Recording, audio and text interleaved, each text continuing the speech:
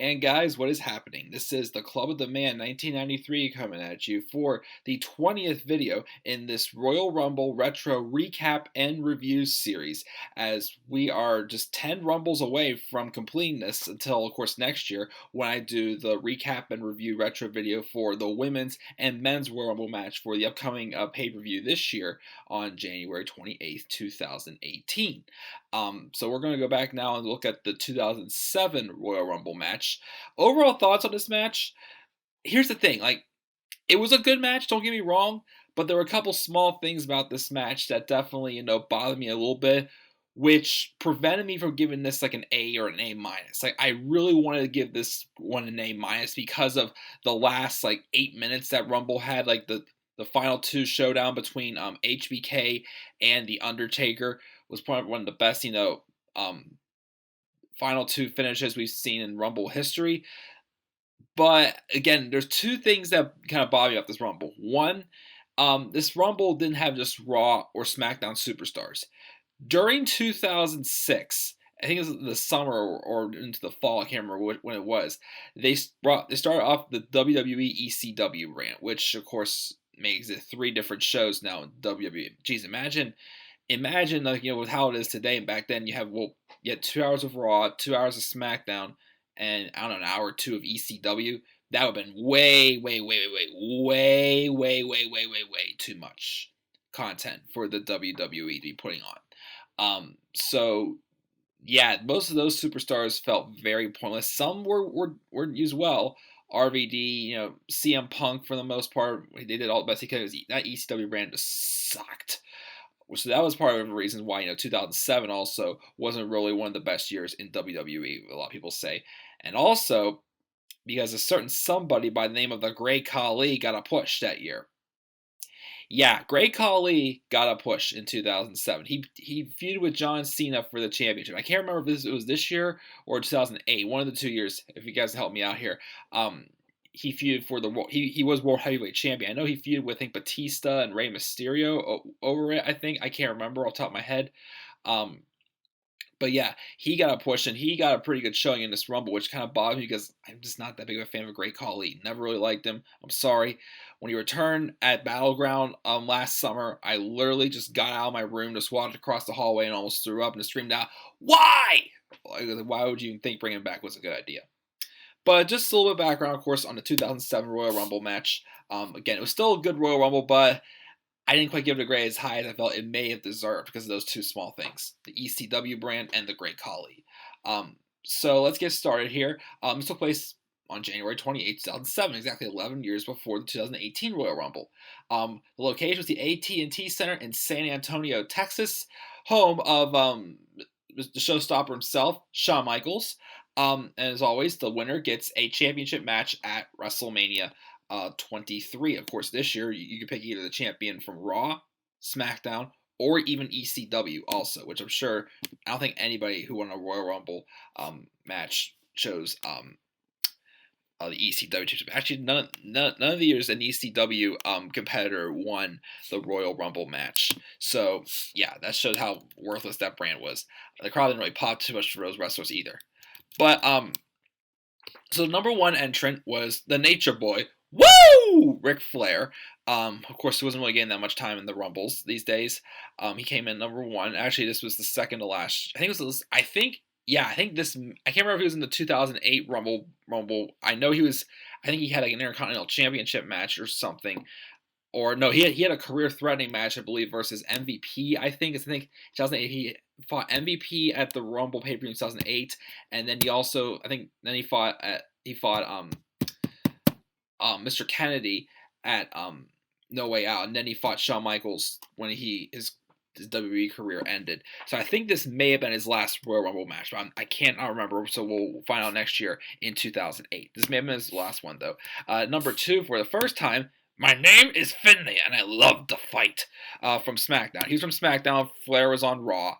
So these two started off the match at number 1 and 2. Number 3 was Kenny Dykstra, who was only 20 years old and apparently had 3 recent victories over Ric Flair. Just a young guy, all full of himself. One, I think he's the big shot. Number 4 from SmackDown was Matt Hardy. Number 5 from Raw was Edge, and he was a main event level heel at this point, very well established. Um, so he was championship material there. He was definitely a threat to win this Rumble. But at this time also he was paired up with Randy Orton. They were rated RKO. Team Rated RKO. He would eliminate Edge and Kenny Dykstra. So those two are out of the way. Number 6 for the ECW brand is Tommy Dreamer, who brought some weapons in with him. Of course, the ECW people brought some weapons just to tease some stuff, but it ended up pretty much them getting hit with the weapons for the most part altogether. So he came in number 6. Also from ECW, number 7 was Sabu. I know he set up the chairs. Number 8 from SmackDown was Gregory Helms. Actually, I'm sorry, Sabu set up a table for him to go through it, I believe.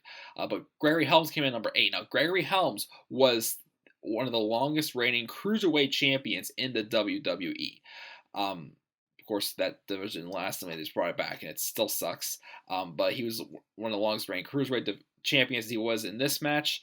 Number 9 from Raw was Shelton Benjamin. Came in at number 9. I forgot how many Rumbles in a row this was for him. But yeah, he was in there for quite a while this time. Number 10 was Kane, who was on SmackDown at this time. He would come in there. He would eliminate both Tommy Dreamer and Sabu. So the 2 ECW guys are gone just like that. Speaking of ECW, and someone who actually who was popular from ECW was number 11, as we heard the kickoff from this Fire Burns. This is one of my favorite, and possibly my favorite WWE theme music. CM Punk made his Royal Rumble debut at number 11. Number 12 was All Hail King Booker! Booker T, who had gotten a world title run. I think he was the one who he dethroned Rey Mysterio. I think at the Great American Bash, I think it was, to win the title. When he won King of the Ring. He was King Booker, and he had Queen Charmaine by his side. We didn't hear her scream out, "All hail King Booker!" I got a little high pitch there for a second. Yeah, so Booker T was angry because he never got his one-on-one championship rematch when Batista returned at Survivor Series after being out with an injury to reclaim it. Speaking of injury, also Triple H is actually out with an injury also at this time, so he said Shawn Michaels is his pick to win, his favorite to win as well. But Booker would eliminate Gregory Helms. Number 13 from 13 to 16 were all from Raw. Actually, most of the next several wrestlers were from Raw except for number 17. But numbers 13, actually no, I'm sorry. Not all of them. Numbers 13 and 14 were from Raw. Number 13 is Super Crazy, and that's again the wrestler's name. He was in last year's Royal Rumble. Number 14 from Raw was also Jeff Hardy, the Intercontinental Champion. Number 15 from ECW was the Sandman, but he didn't last in there too long as Booker T pretty much bushwhackered him, as one of the bushwhackers already be eliminated so easily back in the day. And he eliminated Sandman pretty early. That was Booker T again. Number 16 from Raw is the other half of Team Rated-RKO, was Randy Orton. They would team up, they eliminated Super Crazy, and then they also would each take out a member of the Hardy Boys at the same time as well. So they were like the dominant heel faction in this match, which I was completely cool with. Number 17 from SmackDown, and his final Royal Rumble match, because this was the year that what we talked about in 2004 happened. But Chris Benoit came out number 17. He was the current United States champion at the time. Number 18 from ECW was the man who's the first and I think the only man to hold both the ECW and the WWE championship, Mr. RVD, Rob Van Dam. He came out. They actually gave him a good amount of time and a good showing in this match, though, for an ECW guy. Then Kane would eliminate Booker T. Of course, Booker T upset that he got eliminated, not getting his championship shot. He pulled out Kane from the outside, and they started beating down each other like outside the ring for a while. Number 19 was Viscera. I swear he should have been gone ages ago, but the human love machine, the biggest human love machine, or you want to call him, is out there again. I don't know how many more Rumbles. I'd say at least I think he may have appeared in 2008's Royal Rumble. I can't remember if it was him or I always get him and Big Daddy V mixed up for some reason. But he was Viscera count number 19. Number 20 was Johnny Nitro, which both Johnny Nitro and Viscera were both from Raw. I forgot to mention that. And this is also a spot where Shelton Benjamin looked like he nearly got eliminated, but it's like one foot definitely touched the floor, but the second one barely almost touched it, but he somehow held on for elimination. I had to point that out there. From ECW, number 21 is Kevin Thorne, followed by also ECW member number 22, Hardcore Holly. Number 23 from Raw was HBK, Shawn Michaels, who came out to a great pop from his hometown crowd. He would eliminate Finlay, who was in there for quite some time as he came in at number 2. And then Viscera was eliminated by 8 men. Like everybody else was in the Rumble. They all eliminated Viscera. Which the funny thing was that broke the record of the previous, which was 7 people who eliminated him back in 1994, but when he was under the name of Mabel. So Viscera, you were the cause of your own record be broken. 8 men had to eliminate you. So the human love machine is gone. Yeah, so that happened there. And then HBK would also eliminate Shelton Benjamin. Number 24 from Raw was Chris Masters. And then Chris Benoit would eliminate Johnny Nitro. Number 25 from SmackDown was Chavo Guerrero. And then Benoit also eliminate Kevin Thorne. Number 26 for the first time in the Royal Rumble was Vontavious Porter, also known as MVP, came out number 26. He was on SmackDown this time. And RVD would then eliminate Chris Masters. Number 27 from Raw, we have Carlito, followed by number 28 from Raw, the Great Khali. He came out and he had a dominating performance somewhat, but I still am not a fan of him. He would eliminate Hardcore Holly before The Miz came out number 29. That's right, The Miz making his Royal Rumble debut, I believe. He was on SmackDown. There was a time I think where The Miz was on ECW, but he was on SmackDown this time. He only lasted 7 seconds though, as the Great Khali would eliminate him right away, and then he would also eliminate RVD, CM Punk, Carlito, and Chavo Guerrero. So he just dominated people in the 3 minutes and 45 seconds he was in there, but again, not a fan. And number 30 was from SmackDown was The Undertaker, which was mentioned also when Carlito entered number 27. They said the number 27 entrant has had the most victories in Rumble history, which is 4 times the number 27 entrant had won. Nobody ever won from number 30, but Undertaker came in at number 30. And then Great Khali, I think his first feud was with The Undertaker. So like they kind of like, had history. The Undertaker would get Great Khali out of there, thank goodness. And then Taker would also make MVP. And of course, there's only 6. When Undertaker first came in, there was 6 people in there. So those 2 eliminations make it the final 4. We had Undertaker, Edge, Orton, and HBK. So 2 members of Rated-RKO. Rated-RKO against Taker and HBK for the final 4. MVP who just been eliminated though handed Orton a chair, and him and Orton and Edge did some nasty headshots on Undertaker.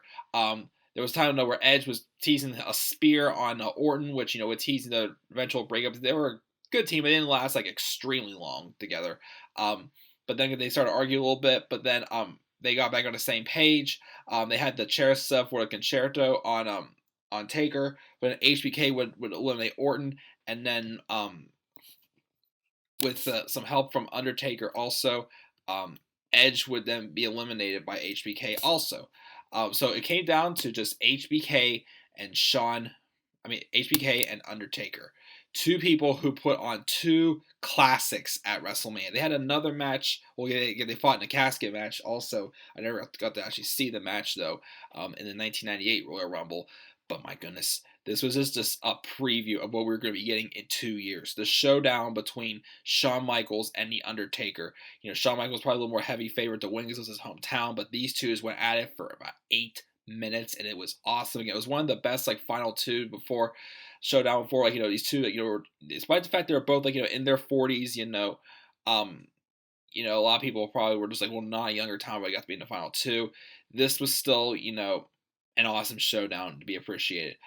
Taker would eventually eliminate HBK, though. He will win the Royal Rumble for the first and only time in his career. And he would choose to fight Batista at WrestleMania 23 for the World Heavyweight Championship. So yeah, Undertaker wins the Royal Rumble. That ending was pretty fun, as I said before.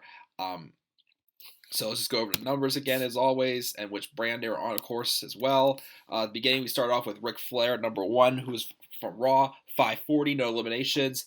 Number 2 was Finlay from SmackDown, 32-33, no eliminations. Kenny Dykstra from Raw at number 3, 405, no eliminations. Matt Hardy at number 4 from SmackDown, 1855, no eliminations. Number 5 from Raw, we had Edge. 44 minutes and 2 seconds, 5 eliminations. Number 6 was Tommy Dreamer from ECW, 641 with no eliminations. Number 7 was Sabu, ECW, 528, no eliminations. 8 was Gregory Helms from SmackDown, the current Cruiserweight Champion, 650 with no eliminations. Number 9 was Shelton Benjamin. He was on Raw, 22-22. 1 elimination. Number 10 was Kane. He was on SmackDown. 13-21, 3 eliminations. Number 11 was CM Punk. He was on ECW. 27-16, 1 elimination. Number 12 was Kane Booker. 9-22. That's a cool number because that's the number of my birthday, September 22nd. 3 eliminations. He was on SmackDown. Number 13 was Super Crazy from Raw. 432, no eliminations. Then Jeff Hardy at 14 from Raw. The Intercontinental Champion. 339, no eliminations. The Sandman on ECW, 13 seconds with no eliminations. Number 16 was Randy Orton from Raw, 27-15, 2 eliminations. Number 17 was Chris Benoit. He was on SmackDown. It was his final Royal Rumble match again, 17-52, 3 eliminations. Of course, he got eliminated by the Great Khali also. I forgot to mention that before. Number 18 from ECW was RVD, Rob Van Dam. 16-28, 2 eliminations. Number 19 was Viscera. 622, no eliminations, and he was part of a record that was broken by having 8 men eliminate him. Again, previously, 7 men eliminated him when he was Mabel back in 1994. Number 20 was Johnny Nitro from Raw, 618 with one elimination. Number 21 was Kevin Thorne. ECW, 615, 1 elimination. 22, Hardcore Holly. ECW, 1021, 1 elimination. 23 was Shawn Michaels. 2411 with 4 eliminations. Number 24 was Chris Masters. Raw, 332, no eliminations. Chavo Guerrero from SmackDown, number 25. 624, no eliminations. MVP at 26, SmackDown. 732, no eliminations. 27 was Carlito, who's on Raw. 319 eliminations. From Raw, number 28, Great Khali. 345, 7 eliminations. Number 29, The Miz on SmackDown. 7 seconds eliminations. And number 30 was The Undertaker. He was on SmackDown. 1350 with 3 eliminations. He also, once again, became the first superstar to ever win the Royal Rumble match from the number 30 spot. Longest time, again, was Edge at 44:02. Most eliminations, Great Khali with 7. The total time of this Rumble was 56 minutes and 18 seconds. And the grand winner, give it, again, I was close to giving this an A-, but because the ECW stars, for the most part, because Great Khali, is having his moment overpowering, again, it's developing to star, but just wasn't a fan. I'll give this Royal Rumble match a B+. Very strong B+, very close to an A-, but still a fun Royal Rumble match to watch. I highly recommend watching it. So what are your thoughts on the 2007 Royal Rumble, guys? Leave your thoughts down in the comments section below, and be sure to always click that like and subscribe for more content to come to this channel. Follow me on Twitter at DemandAirborne93. I will maybe try to do one more of these tonight. If not, then I'll continue tomorrow with the 2008 Royal Rumble match. So, thank you guys again for tuning in. Stay tuned. We have 10 more Rumbles left to review. Again, I should be able to get these done in plenty of time before the January 28th pay-per-view. But that is it, guys. I'm checking out. And until then, have a great night.